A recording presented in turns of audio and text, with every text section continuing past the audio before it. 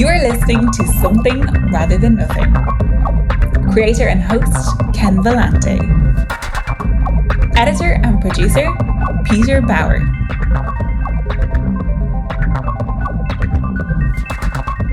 Hey everybody, this is Ken Vellante with the Something Rather Than Nothing podcast. And lately, I've been bringing you a whole bunch of writers and poets. I'm very happy to have TJ McGowan, Everyday Bite, here on the Something Rather Than Nothing podcast. Welcome, brother.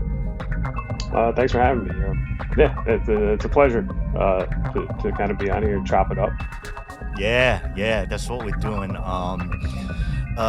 Encountered your poetry, and before we popped on, I had mentioned just seeing the performance of the spoken word poetry, and just really overwhelmed and amazed in that. And one of the things I wanted to mention before we start off is within the show, audio podcast, and there's been times in the show where dealing with conceptual stuff, which is part of the fun of the show, but there's just something about when I've had, guests on, and whether it's the music I cut to or a spoken word or a reading from the novel, it's just, I don't know. I just love the energy inherent in that art because it's right there, and that's part of a big reason for having you on. I really feel it. So yeah, really great to have you on. But I wanted to ask you just generally right off the bat, tell the listeners about what you do. I understand you run around in the New York City area up there in the Bronx doing poetry. What's that mean for you? Like, what's the experience like for you doing that? Always kept a journal, always wrote, always kind of dug poetry when I was younger and growing up, but kind of kept it to myself for a long time. And then maybe I started sharing it more, my written stuff online, things like that, trying to submit places. And then I just was going through some stuff, long story short, in life. I had relocated back down towards the city, living in the Bronx. Someone told me, that knew I wrote poetry. Oh, right over where you live, there's an open mic. Maybe you should go read. I was shit scared of that for a while. And then I don't know, something came over me. And I was like, I'll go there. No one even knows who I am. I can just read and see what happens. And I went, I signed up. I didn't even know anything about that. So I signed up first because I was there so early. So then I broke the ice. And then I just do my thing. And there was just a few people there that, including the host, that just kind of took to me and come back. You should, you should go. There's this other one down here in the South Bronx. There's this other one over here. Oh, I know a buddy that does this one in Brooklyn. And I fell in love with it, and it became just like the healthiest addiction that like I felt like I could have. And then just being in New York City, you just get into a lot of rooms where it's a mixture of written read and spoken word, and there was something about the power of watching other spoken word artists sort of emote, and it's theatrical to a sense, but pull from like a real emotional place to kind of make that be part of what you're doing. And then I just never looked back. And yeah, for me, it's just a place. It becomes I feel very free when I'm doing it. And then yeah, I don't know, it just kind of took off from there, where it kind of built a little bit for myself here in like the tri-state area to perform and started getting features and things like that. And it's just a very freeing thing for me. It's therapeutic to a sense, but I really feel like I get to be myself when I'm performing. Yeah, I love that you said that. I mean, part of the show, doing art and philosophy, and I put it in there and mention it to folks as kind of liberation, that overall concept. And if there's one thing I like about doing the show and talking to guests is that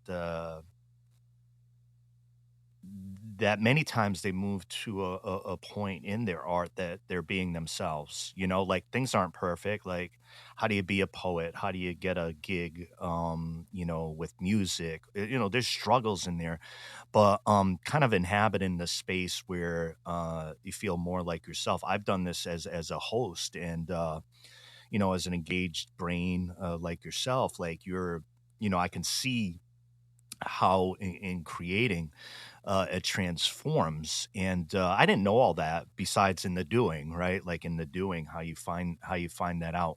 What was it like, that initial feeling of being affirmed, right? So you're scared shitless, you're jumping up there, you sign up for, you go into that, but not just that. Like, as you started, what was it like for you to have some of the affirmation, as a poet? What was that experience like? Um, it came like pretty quick in the sense of the fear going away because the host of the show I mentioned, that was like a November-ish, I think. It was like late fall, early winter, something like that. And at the end of the show, she came up to me and said, "Hey, you live in the neighborhood. I'm trying to feature more people that are like actually in this neighborhood. Would you want to be our January feature?" So I'm like, this is the first open mic I even signed up for, and I'm being asked, can I do 10, 15 minutes like 2 months from now? And it kind of, I was, you get imposter syndrome. What did she hear the same thing Did you I make a heard from mistake? Did myself? she think I was the other guy? Or yeah, yeah. And so, and part of it, oddly enough, she said, she was like, there's bravery in being willing to break the ice. Meanwhile, I'm like, I didn't even know what I was signing. Like, I didn't even know what I was doing. And then they just called my name first, and I was like, oh shit, I guess I'm going first. No, I'm not going to walk out now. And that kind of accidentally tripped me into sort of her kind of approaching me to do the feature. And then, I realized I was afraid of the performing part, but I actually wasn't like nervous about going first, or it was more about being vulnerable and sharing, you know, uh, poetry that's dealing with personal stuff. And then it kind of like snowballed from there, and I went to other places. And then when I really got fascinated watching a lot of the spoken word artists turn it into like a performance piece, where it wasn't that it was because I read, right, I'll perform whatever way I feel like it, but it was something about, oh man, like if I could just get away from the mechanics of holding the paper, and if I could like allow my, because I talk with my hands as you see right now. Yeah, yeah, but So I'm hey, like, so I'm like, oh man. And then one of them had said to me, that's what led him to do it, because he felt he was bottling himself, and that people kept being like, you're shaking up there. And it was more, oh, if I can actually speak my poems the way I actually speak in real life to people, where I love to use my hands, and I love to accentuate, and I love to look at people. And that was another big thing too. When you really start to make eye contact with people, is where I started to feel very comfortable in that, oh, I'm actually being myself right now. I'm not acting these emotions. This is how I truly feel about this poem. This is either the wherever the place that it came from in me. And now I'm actually getting to be me in front of people. And it was like a snowball effect, the comfort. I now I get nervous in the sense I've narrowed it down to where the only audience member is me. And so I just get nervous because I want to impress myself. That was another big thing too. You have to be like, I'm not writing stuff for the people in the room. Like, I'm writing stuff for myself, and then you hope there's like a connection to the people in the room. But I started to kind of like compartmentalize and distance myself, where it's like, if I'm a satisfied audience member to myself, then that's kind of all that started to matter to me. yeah, And then it just feels like it becomes like anything else. Once you're used to it and you enjoy it, that's what I always tell myself. I'm like, if I decide I don't enjoy it anymore, then I'll have to reanalyze if I'm yeah. still Shake doing it it up. for myself or not. Yeah, shake it up and do it that way. Well, talking a bit philosophy. I when I study philosophy and I'm a philosopher, I've always been interested in the interaction of art. Like because philosophy and art tend to be like the big ideas of why we're doing all this type of thing. And I wanted to ask you the question like early on here about what is art? What do you think art? What do you think art is? I mean, from my own sort of experience, I mean, it's sort of the individual's. It's the hidden language and trying to explain your sort of lived experience, both internally and how that hidden language exists both internally and externally within the world. Um, and the internal language becomes more clear the more honest you are. I guess I mean I guess art to me it's like kind of like an honest hidden internal language that it's for some reason only you know how to speak to yourself. So Yeah, you sort of just throw it I out there, understand that. Yeah. and then that's the internal experience, and then obviously I've struggled with the external experience of creating things, and then once they're in someone else's hands, that how they become not yours, and like it becomes not your. It's like this is a terrible definition. I'm just rambling here. No, It's no, it's like like a weird kind of, yeah, it's like a sacred internal language built in honesty that is both yours and open to be everyone else's, which is I think the really scary part of it, is because then there's external interpretation to that language, right? Like if you started speaking French to me right now, I might be able to gauge on the context and your inflection of what you might be saying, but there's going to be a whole bunch that I don't know that now I am projecting onto that as to what I might interpret it as, and yeah, so if I hidden language, I guess I'll stick with that. yeah, it's interesting you mentioned that about the language too, and I love that approach. I was been rewatching kind of seminal and obviously a difficult text by Cloud Lanzmann Shoah. It's a 9.5 hour movie about the Holocaust. But one of the fascinating pieces for me was like I had to situate myself within the cadence of speech because you would have one language spoken, and then it's a French film, so it's a French interpreter, and so you have I'm really watching somebody speak in whether it's in Yiddish, German, Czech, and what meaning do I glean from that? And then there's the French translation back to Cloud Lanzmann, and then you see what the translation is, and I haven't really had. I remember back to watching it the first time, the experience of like, oh, I'm feeling the emotions in the body and the ups, and I think I know, and then there's like this kind of revelation in it, and Sure. it's just been such a unique experience, and I'm thinking about what you said. I wanted to ask and follow up. Mention a couple comments. Normally, I ask what's the role of art, but I'm going to ask you the role of poetry, and I want to mention a couple things within the tradition of philosophy. There's a few points that poetry is brought up as a huge topic with strong opinions, and you find it in the history of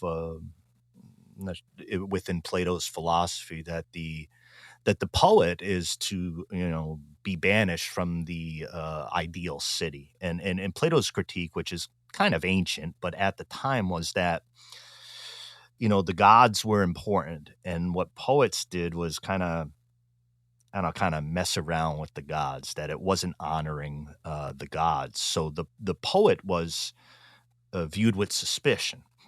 And fast forward to like another extended study I've had of poetry within philosophy is Martin Heidegger, the German philosopher, had essay on the question concerning technology and early concerns about technology and the potential for technology to supplant the human or the need for a human endeavor.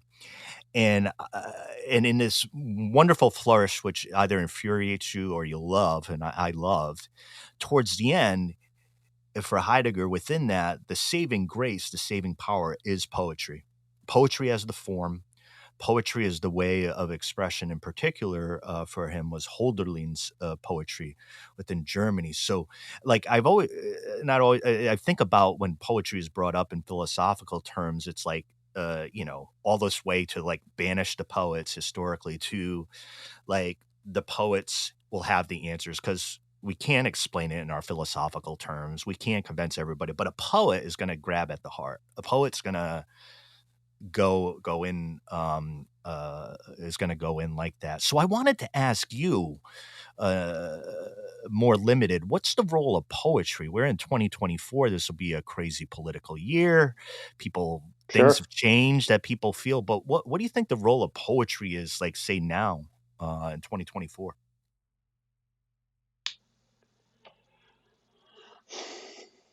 It's like initially, you know, I feel like as a poet, you always want to say like it's the rebel, it's like the rebellious, and it is, but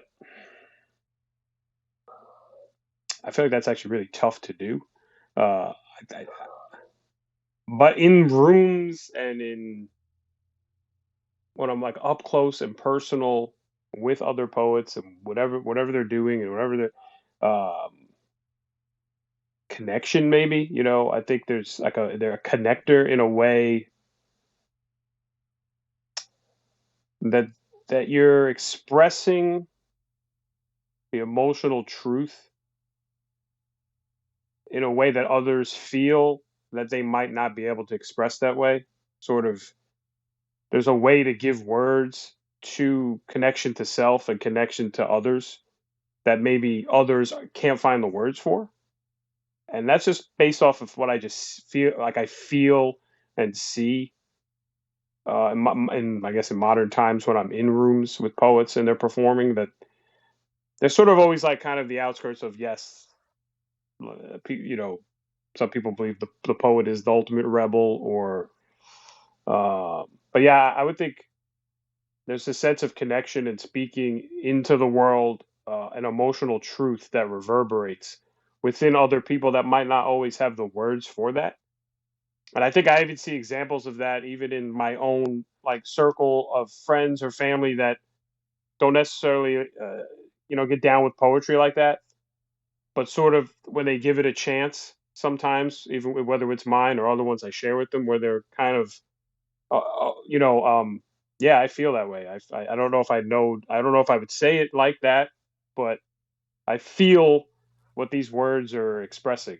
Yeah. Um, Yeah, the connection, I think. yeah, and for me, not to interrupt, but as a philosopher, and I'm good with words and lyricism. I'm really sensitive to it. That when others do it, but for me, the way I've described it when I've encountered is that like there are things like a philosopher can express, but there's some crystallization with words with the poet, and I don't know if that's the right word, but it like you cannot combine words, you cannot combine ideas except for in poetry that give that its form or its openness. For me, I could try to explain a philosophical concept of free will, or try to have that discussion, but Sure. the two conjoined words in line 3 of the poem might have already done all the heavy lifting. So No, yeah, it's sort of like when you look at anything, whether it's instructional or you're making music, or there's a science to it all. Like, like there's frequencies in music, that there's a breakdown to the science of that. And then with philosophy, like there's ideas that have been examined, that, like, yes, a philosopher could break this down and sort of explain the how to's and the whys in a very, way. How do I translate this? And then poetry is, it's like this odd, breaker of rules where it's trying to kind of like you're sort of trying to mix and match these big broad ideas that you feel existentially or whatever. And there is sort of like a pattern to how you decide to form your words, but it all goes back to, well, I'm still basing all of this on this feeling, and to define feeling is just, I always feel like I'm just constantly chasing an impossibility with poetry.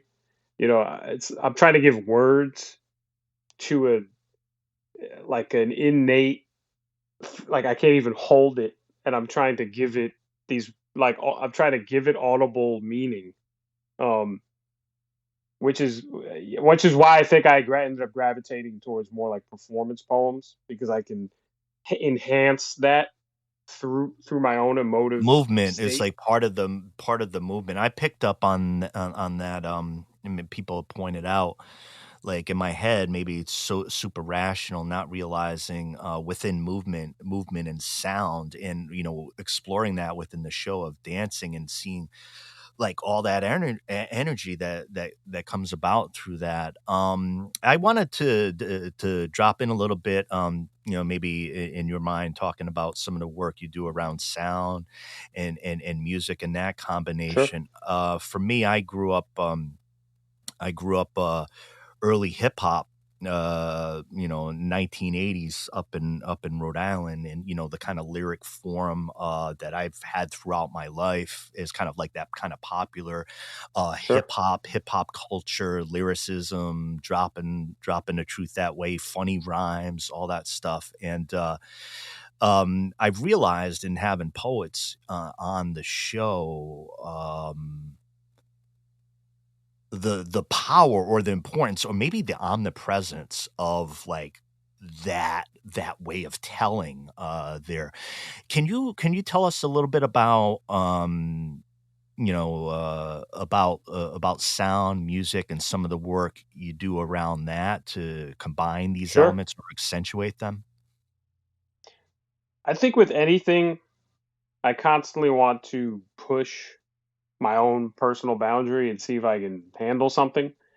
And I think that's just the natural progression. My words were only on a page, and then they went from a page to coming out of my mouth. But then I noticed when I look back at the influence of so much from, probably my childhood, where I grew up with a sister and a lot of older friends that infused hip hop into my ears. And then I had a dad that was listening to sort of classic rock, borderline heavier rock, and then a mother that was listening to sort of like Elvis and the Beatles, and there was just all these sounds coming at me at Yeah. once. Um, and I felt like I started to see that even when I was performing, that there was starting to be an innate rhythm in how I was performing, even though there was nothing audio wise backing me. Yeah, yeah. And then naturally, you gravitate, you know, growing up around the city, and then going into like a spoken world based in New York City. So there's going to be a whole influence of hip hop right off the bat that is in spoken word rooms, um, and how rhythm comes from that. And then I started to dabble in mixing that. First, I did my own kind of spoken word album a couple of years ago that was sort of tackling some heavy stuff. My relationship with my father when I was younger. He died when I was younger, and had a lot of more hip hop influence, and had a lot of friends within the city that were dabbling in that, sort of mixing things for me, and that was great. It was a good experience. And my buddy Denny, who I do some stuff, was also on it with his guitar. And then I kind of, again, I was like, I took a step back, and I was like, well, I do love all that, but I also love all of this too. Yeah. And so I started to think like, well, how do I do my version Yeah. of spoken word? And so I kind of really started messing with what I love about like kind of written read poetry and what I love about spoken word, and trying to push them together. Um, and take my love for both hip hop and kind of more, we were talking about before we got on, like psychedelic Yeah. rock, heavier stuff, and how do I kind of merge these? And now I feel like I've tapped into that, uh, particularly with my buddy Denny, that we sort of have a duo. We call ourselves Subtle Bodies, and we did some stuff over the years, and now we're really trying to push kind of all the things I just mentioned that we both kind of love into our own sort of vibe or sound or um, whatever you want to call it. But it's cool because I he's letting me live out my dream of like being in a rock band, even though I can't sing for shit. And so it's cool that he's just like, no, man, like you do what you do. Like You I do, want you yeah. here because I want you to do spoken word. I want you to do what you do. And then and it's like, and then with him he does what he does. And so it's been fun. It's been sort of like a learning curve. But it's enhanced, I think, my creativity. I think it's enhanced my passion. I think it's just enhanced me as a person. It's like helped me grow, get in there, and you're overwhelmed at first, and then you're starting to see uh, it all gets like clarity. Um, I always compare new things to I was with sports, like when they say like when a rookie quarterback goes from college to the NFL, Yeah. the game is too fast for them at first, Yep. Yep. and then as they get used to it, the game actually slows down. Yeah. And so I feel like that's how it was when I first started mixing music and other stuff with my voice. And then now I feel like it's been a couple of years. It's actually starting to slow down where I can see Right. Yeah. the influences from all the things I love um, throughout all those avenues. Yeah, it's great to move into that space. I was checking out Subtle Bodies there, and really dig on what you're doing there. And Thank you. yeah, like I said, the interaction of the sound, of the music, and yeah, it's definitely a great, just a great place to go to. I wanted to ask you, maybe this is the lead into the something rather than nothing question, but there's a distinct and important presence of the feminine in your work, in the poetry and title, God is a Woman. And I wonder, we're just sitting here talking about this, and I would say that for my show, um, I was trying to say, well, how do we interact with folks? And I represent, three out of four of my members within, union work are women, and I've ended up with just a billion conversations that are the ones you might have with your union rep, or the ones you have when you're struggling, so personally and professionally, and through that, the show has really uh, been honoring, but celebrating, and me being excited by talking to all my guests, but the importance of women and female first athletes and such. But so could you talk a bit about that work, and Sure. the presence or your relationship with the feminine in your work? Sure. Yeah, I think I always just had good relationships with women, and I also think it's because of losing my father when I was a teenager, and my mom just being, the everything, and my sister, my older sister, just these sort of powerful. I look at some of the stuff that my mom had to go through with all that and keep it together, losing your husband and then having to still like raise your son, and so I think there's always just been, and then in my family, very strong, powerful women that kind of always looked after us, and so I think there's just always been sort of something in my mind that there's just power and a strength, and then and then as you age and you just learn other experiences and what people go through and different things like that. It was just always, I don't want to say interesting. I look at things where I can't grow as a person if I'm only ever putting myself in situations where it's someone that's would be in the same shoes as me, and whether that's personal growth or artistic growth, there's just so much to learn from people that aren't in your shoes. Um, and I just find that throughout life, art, there's just obviously like a feminine power that thrives, and also just within individuals. And I would say vice versa, that there's like a masculine power that is built within the feminine too. That I believe in that kind of like interesting duality where we're like a container of everything. Whether we like to think of it or not, where there's as much, and the simplest terms, light and dark. I believe that there's all these ingredients within all of us that if we allow ourselves to be open to them, that through other experiences, they'll actually tap into it within us. And whether so it's a man, so these interactions and relationships you cultivate with women will actually, if you're really listening and experiencing, will start to make that prosper within you. And so I think a lot of it just stems from both a lived experience and the benefit of having, like uh, strong women help raise me, and then have great sort of lasting personal friendships with women, and then even delving into sort of like the romantic side of stuff and just analyzing that.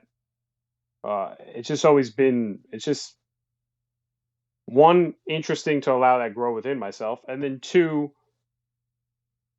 if you do start to cultivate a voice or a presence in a space, or whether it's New York City or the tri-state, or whatever it is, I mean, there's always part of me that's actively thinking, how can I like utilize my voice in different ways, but in a way that feels like it's still my voice and I'm not just like preaching to the choir. And even that experiential life within like artistic circles, and still seeing how women are sort of like held down or have to work differently in the room, or what person's trying to leverage their power of this space to like. And so even that, you're like, you take a step back and you're like, I could just step into the room and be as comfortable as fuck as all as I want, because Yeah. I no one's gonna mess with me or whatever it is. um yeah, and I think that's all just been embedded into my brain. And then in my artistic life, I've just cultivated a lot of great friendships with some amazing female artists, that I have these sort of, I guess, intellectual conversations with the feminine, the masculine, and just the blending of how that feeds into our lives, and how that can feed into our art. And God as a woman came out of all of what I'm kind of saying to you. Um, but as a reflection of, I'm not religious. And someone had a female friend had proposed to me, well, and how would you identify God? And I just kind of kept coming back to like all these different aspects of femininity throughout my life, whether it was familial or sexual or romantic, or and how that was sort of fueling that. And I was like, oh, I think I would say God's a woman then, in the here and now. Yeah, and well, one of the things, and I appreciate that, and it's a great conversation. I have found, and maybe even looking back too, when it comes to kind of artists and I would say uh, literary giants in my own head, and recently.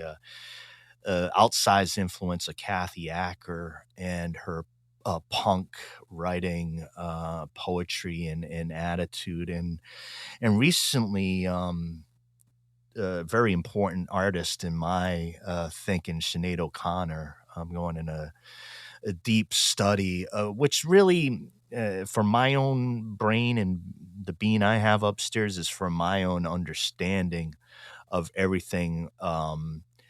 That was important, and what was the complete rebel, or what was the complete rejection of crime and misogyny, and like, and just the full reckoning of that. So it's really been an exploration for me, but I found myself too, uh with having more poets on the show, reading more poetry, and really encountering,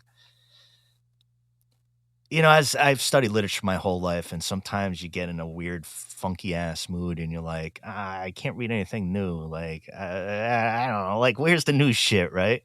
And for me, it's completely obvious. The Some of the brilliant, small press writers, and these novels, and I've talked about going to Powell's Books in Portland, which would stock these things and make sure that Sure. they're there.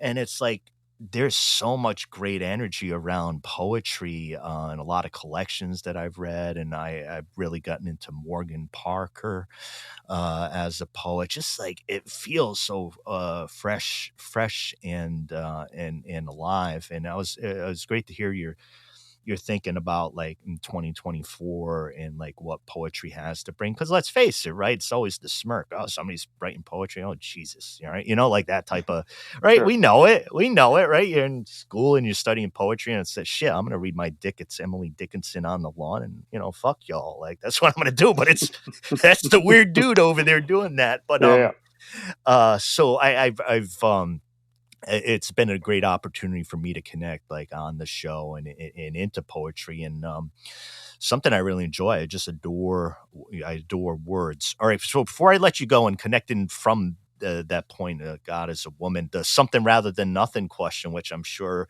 either you want to take a crack at or you really don't, but I'm going to force you into it. Why is there something rather than nothing, TJ?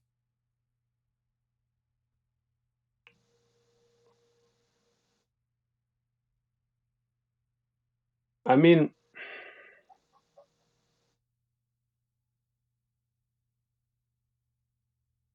the practical part of my brain, wants to tap into that, you this just happened, and that me sitting here talking to you is some, well, you said coincidental framing of events that Yeah. sort of smashed atoms into each other, and I'm me because this environment could only create this type of organism, um and I and but I exist, I'm here, I'm talking to you, and I'm breathing. And I think for me, the something is of our own making, whatever we want to, I think, and I'm fine with the fact that the something might be a facade and that this all might be nothing. I mean, I am pretty much an atheist, I guess the easiest way to explain what I believe. And I am comfortable with nothing, that I am comfortable that I might just turn off like a light bulb. But I think because I'm okay with that, and I'm sitting here and I'm talking to you, we're having this great conversation on a Sunday afternoon, that like that's the something to me, that we it's I guess that the easiest way is we're emotional beings, and I think all living things are emotional beings into some capacity, whether how simple or complex they are. And that emotion, that feeling, that thing we can't get the perfect words for, is the something. And I guess whether if after I die, there's a whole bunch of nothing. Right now, um, joy feels really good when you can grasp it, Yeah. and honestly, in a weird way, sadness can too if you turn it into something fruitful. And I don't even know if this is an answer, but I Oh, literally can't wrap my head around, the why this, like, it's more like I'm kind of giving yeah, it's happening right now yeah, in the yeah, yeah, tangible. yeah. The That's real. why, the why.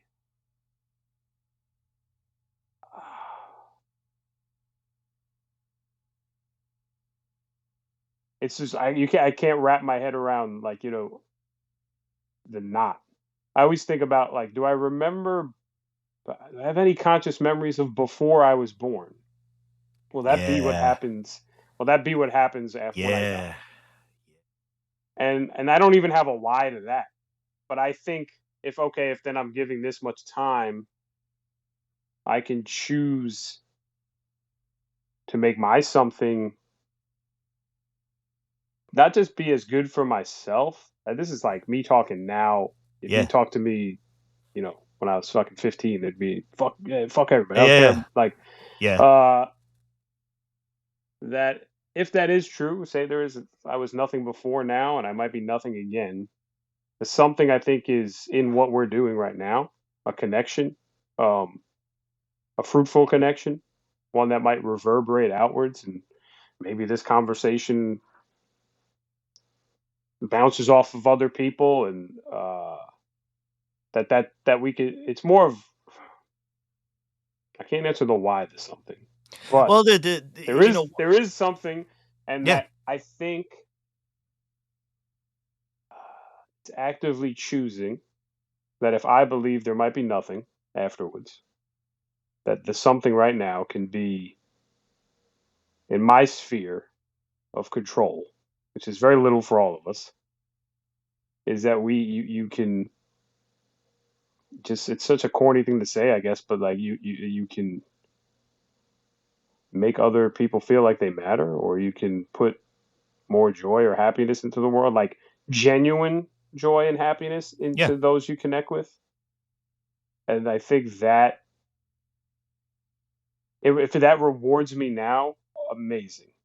If by some crazy happenstance I'm wrong and there is something after this something, and and that built me some credits Hey, to not to go up instead of down. I'm with you on that. And for me, obviously behind this the whole theology. I'm agnostic. Politically, I'm an atheist because I don't like to engage in the question. I like to engage in other type of questions. That's my own Sure, particularity. But I always like, for me, the philosopher Pascal, and it's Pascal's wager, and he just says at the end of the day, this is the most honest argument. It's like, all right, I got my chips, right? And if I'm going to put my chips somewhere at the end of the day, I'm going to put my chips on the eternal, on the God. And I'm like, I can understand that. That's like the most sure, honest thing in the world, because at the bottom, like, no matter how we feel about, God, Allah, Yahweh, or anything, sure. it's like, when it comes down to Yeah, it, I mean, we're like it's kind of like I never even thought of it this way that we're kind of just gambling our way through this whole thing, you know?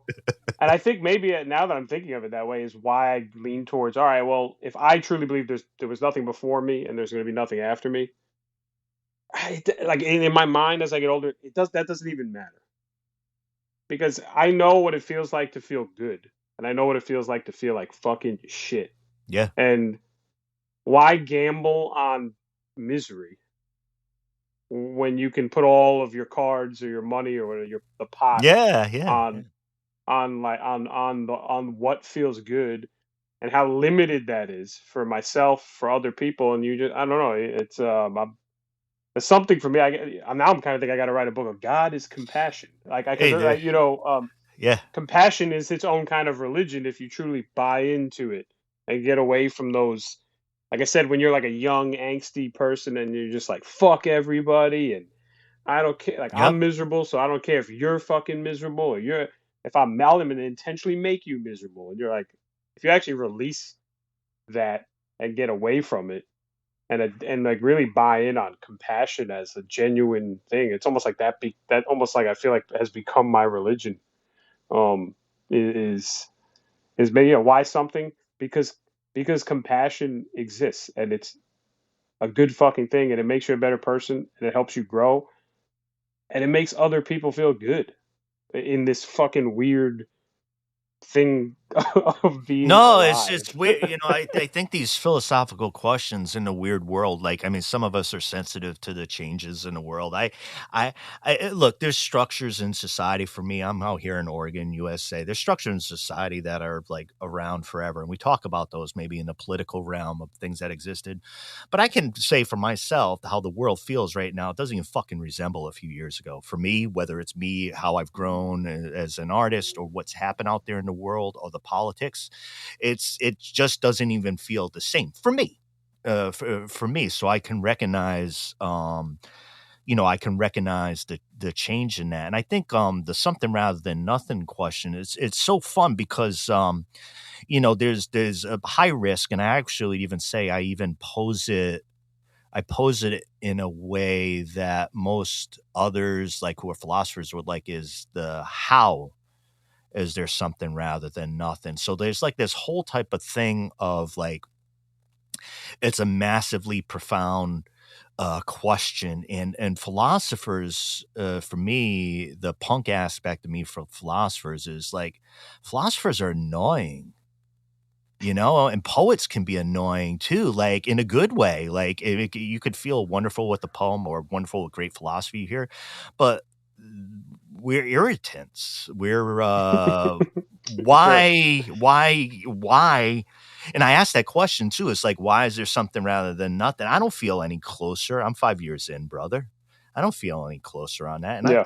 I'm fine. I'm fine with that. I mean, maybe the Sure. question's been Sure. deconstructed uh, in my head, but I think in thinking about that creatively within the show, that it opens up an expanse where all is permitted or all conversations are permitted. And Totally. I love that space, and I've crafted it out for myself, right? Not sponsored by anybody. So I think for you in writing and for what we do creatively, when you're breathing some air and you're walking around and you're like, ain't nobody breathing down my neck in the thing that I'm doing right here. I'm like, yeah, that's the space I want compared to other spots where maybe serving at somebody's behest fully or Sure. half Sure. believing what you're doing. TJ McGowan, Everyday Bite. Tell the listeners and don't spare details where to find your stuff, where you show up Well, live, and books and writing, all that stuff. sure. Most socials, the Everyday Bite, or you can search TJ McGowan. I Yeah, I do a side project if you're into more like the poetry music called Subtle Bodies. And you can find Yeah. us on pretty much all your streaming services. We're very close to having our first feature length album out. Awesome. Last year, my debut novel came out with 2i Publishing. That's called Timeless Gardens and Other Beautiful Miseries. If you like a story about a guy stuck within a timeless void that he has to feed other people's misery in order for him to survive, that's up your alley. I And then do. other than that, and then there's a companion book I'm writing with that publisher, hopefully later this year. And then, yeah, if you're into like my poetry, harder to find my spoken word online, but it does exist in some spaces. But I have a full length book that's kind of old right now called We Are Not One Thing, and then I have the chat book that was mentioned, God is a Woman. And then, yeah, other than that, sometimes I drop some things on Instagram here and there to stay in touch with my poetic side. Yeah. But yeah, that's me in a nutshell. I dig it. And listeners, for TJ and I got on is talking about a trip I'd made to New York City, but also into the Bronx around New Year's with something rather than nothing alum Buell Thomas, philosopher and musician himself. And so little did I know is maybe I could even I got a good arm. Maybe I could have thrown a rock and hit TJ's window around that time. But it's good to bend over that way, have this conversation. And I really appreciate it because this stuff's exciting to me, words, ideas, music, it's important to you. What we spend our time towards things, that are important. And I think one of the exciting parts of the conversation is the space we move into in music and enjoying it. And quite honestly, when it comes to the philosopher, to the poet, just this is who I am. Like, you need me, right? Like y'all need me, and I need you. Like in a sense of like, all right, the question, what is art? It's like underneath it is, why do you do anything that you do, dear Yeah, artist? Right? Like you don't have to have a great answer for that, but at the end of the day, when you're screaming at your acrylic paint and you you know, not Sure. that when you punch through when you get really frustrated. I'm not a well-behaved painter. I'm much better in other areas. But you know, when you feel those type of things, that you find the spot to create. So I'd like to say, TJ, it's been happy to create with you here on the show, and everybody check out the Everyday Bite. The energies of sound and music from TJ, and thanks for coming on the show, brother. Thanks for having me. It was a pleasure. I really love this conversation. Awesome. Thanks, man. Thank you.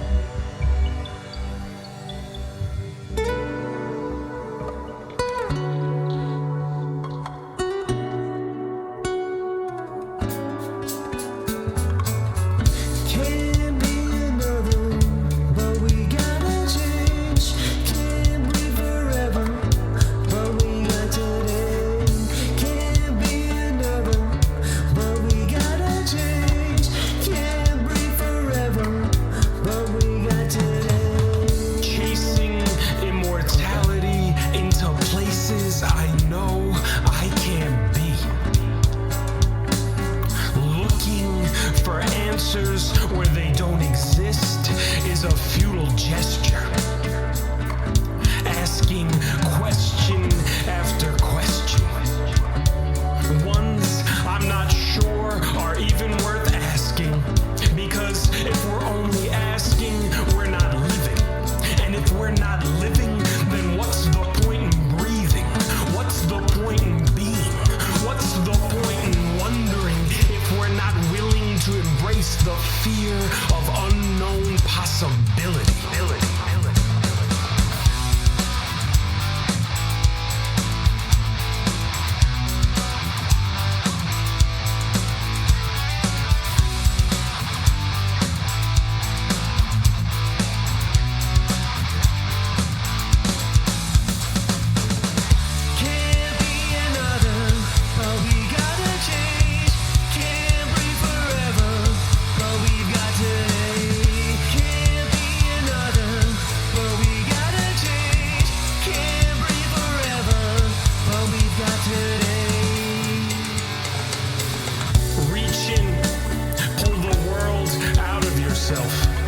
Break the ugly choke of fearful existence. Mark a territory for the heart, for the love, for the mistakes. Like waves, they crash into the skin. Like freedom, the screams fly with their wings. Beautiful things, triumphant blows to the dangers of the soul.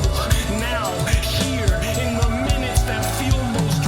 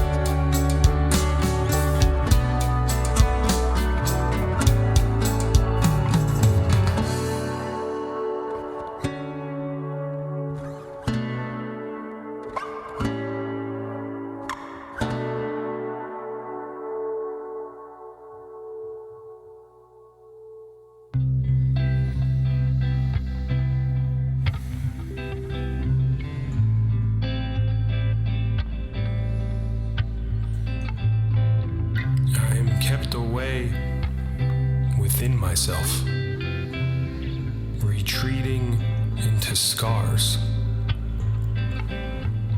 You see me in the weight of my tells and want every single detail.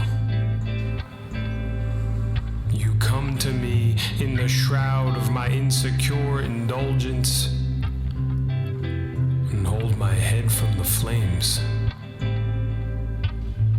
I want to speak of you in the way thunder speaks of light. I pulled the sound from my throat and hold it between the rain, hoping you'll steal the words from my tongue and make them yours. Give them home in the beautiful violence of how your power touches down along the earth of my soul. We hold every sacred collapse at the edge of our lips to dissolve in the furnace of our hearts. The lingering pain of former lives is nothing more than the echo of ghosts that can no longer kill us. The world is quiet even when it's not, because your existence keeps me in the comfort of what we've stitched together from the tattered fabrics of being alive. I lie awake and watch the shadows climb down the walls and find you tucked away from it all, in a place where home is the gentle rise and fall of your chest. Our skin as quiet as the night outside my door, we are touching and not touching, bound and free. Pure balance in these aging bodies, our breath wanders in the darkness like dancing winds in the farthest corners of the universe. Souls whispers free from the limits of flesh and bone. They warm the room and carry me off to where dreams swim between what is and isn't. You were there too, your laughter rippling the air like a skipped rock. And I think to myself, if this is heaven, I'm finally a believer. If this is karma, I guess I was good in another life. And when I die in this one, bury me inside the soft hum of corners grown from the ordinary hours of our love.